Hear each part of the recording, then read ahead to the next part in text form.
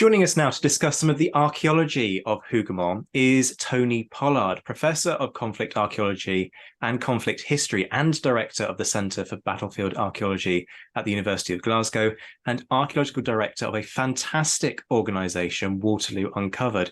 Tony, welcome. It's great to see you. It's good to be here, Zach, and it's nice to talk on behalf of all of my colleagues in Waterloo Uncovered.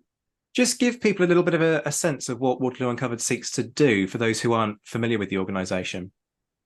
Waterloo Uncovered was established, I suppose, I was called in 2014 to discuss the potentiality by Charlie Fournette and Mark Evans, both of whom have military backgrounds. Charlie's still a serving officer as a Lieutenant Colonel in the Coldstream Guards. Mark Evans came out of the army after a very heavy time in Afghanistan. And what the project does is it integrates military veterans and still serving military personnel who are transitioning into the civilian world in an archaeological project.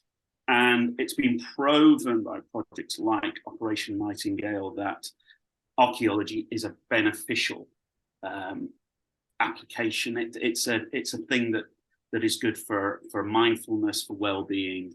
And of course, a lot of the people that we're working with have conditions like PTSD, and so it's a pleasure and an honour really to take these people every year, which we have since 2015, for 2 weeks to the battlefields to engage in archaeological research. And they bring a lot to the project. They're not just passengers. They work hard, but they also bring that military experience. Yeah, it's really interesting to go to some of the events that Waterloo Uncovered puts on and to talk to some of these people and hear about the insights that they can offer you guys as archaeologists from a practical perspective. You know, what would they have done in a particular scenario? One of the key areas that you folks have focused on is Hougoumont, and particularly the killing ground. So just give us a sense of what the killing ground is outside Hougoumont and what you folks have found in the course of your research there. Well, the killing ground is a title that comes post-battle. It doesn't seem to be hugely contemporary, but this is an area of open ground. It's a strip about 120 metres long, about 30 metres wide. And at the time of the battle, it was the open ground between the southern wall of the walled garden. So you've got a wall that's about 7 or 8 feet high, brick built, famously loopholed with Wellington's men shooting through it and over it, the French who were attacking. But on the other side of the killing ground was the woodland that stood to the south of Hougoumont. And the French had to fight their way through that wood before they even encountered or saw the farm behind it. And of course, if they're going to try and take that position and get over that wall, they've got to cross that 30-metre stretch of open ground. And as you can imagine, with massed musketry coming from the other side of it, that was an incredibly unpleasant place to be during the battle. And it was obviously of interest to us archaeologically, because one of the things about the killing ground is, given all of the documentation we have for Waterloo, for the battle, for the post-battle period, and all of the books, there aren't that many eyewitness accounts of what happened at the killing ground. There were 1 or 2 from either side, but not much.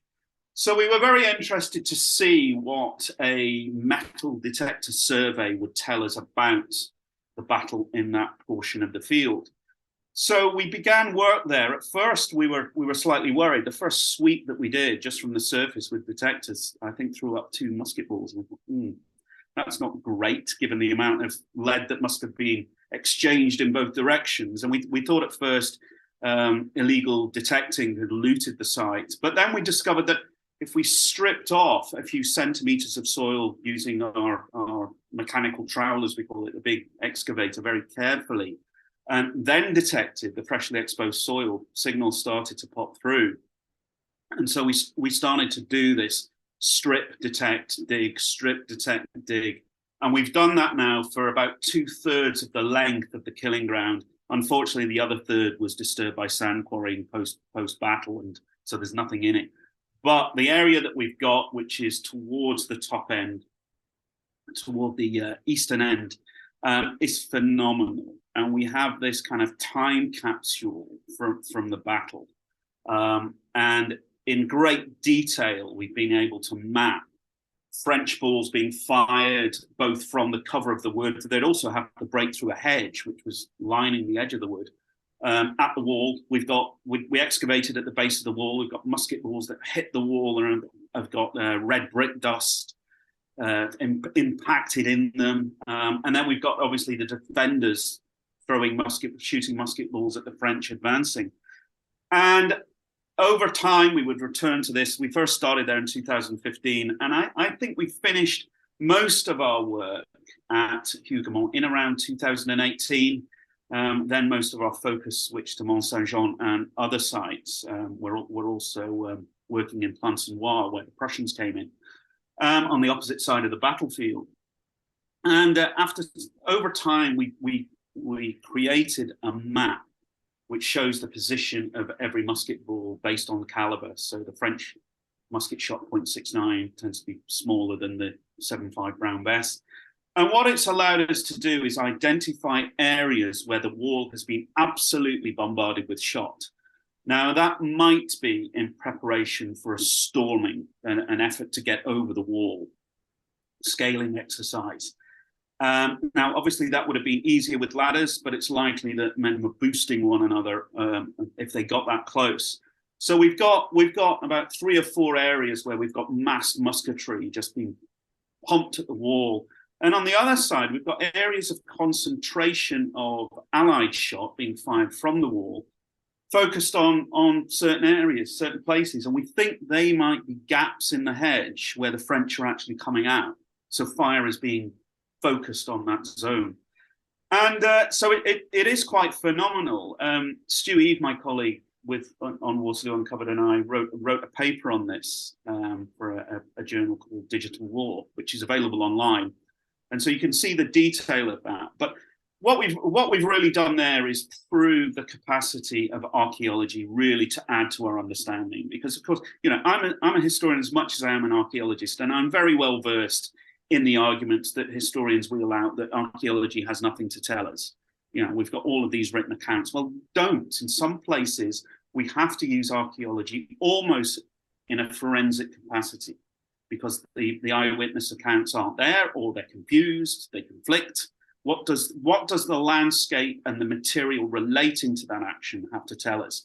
And I'm very proud of the work that we did on the Killing Ground. I think it's a standout example of what battlefield archaeology can do. As you say, it's a brilliant case study. And as somebody who doesn't have any background in archaeology, but has plenty of experience working with documents, if you think the documents are going to give you the entire story and a consistent story, then sorry, folks, but that's just not the case. There are so many contradictions that actually you need the archaeology to turn around and say, look, your documents might say this, but you've got a concentration of fire that's demonstrably focused here. And that's how you really start to understand where these events take place. To take that slightly further on, to top it all, it looks as though, from the archaeology, some of the French got over the wall. We've got musket shot from both sides that has been fired at close range within the garden, within what would be the southeast corner. This isn't drop shot, this isn't musket shot that just come over the wall and drop to the ground. It's been fired at close range. You can tell it from the impact. So it looks very much as though some French got over. We know about the North Gate, we know about incursions into the farmyard, but here we've got French getting into the garden. Now there are. I think there's one French account which suggests that. Some of the British accounts come out and say the French never got in the garden. We fought them off, but they did. They probably didn't last very long once they got inside. I wouldn't like to get over that wall and find myself trapped in that garden. But nonetheless, the archaeology does suggest that at least in small numbers there was an incursion. Another place where your archaeological work has really transformed our understanding is, you've mentioned it already, the break-in at the North Gate, and particularly in terms of the locations of the barns and how that influences what happens to the 30 or so Frenchmen who force their way inside. Talk us through that. Yes, obviously the North Gate is just one of several incursions. It tends to get confused with others. There are several other gates. There's a south gate, there's a side door. There are other incursions, but the North Gate is the most famous, not least because of that famous painting. And I have to remind Charlie and Mark that it wasn't just the Coldstream Guards that closed the gates. There was also a unit called the Scots Guards that were there.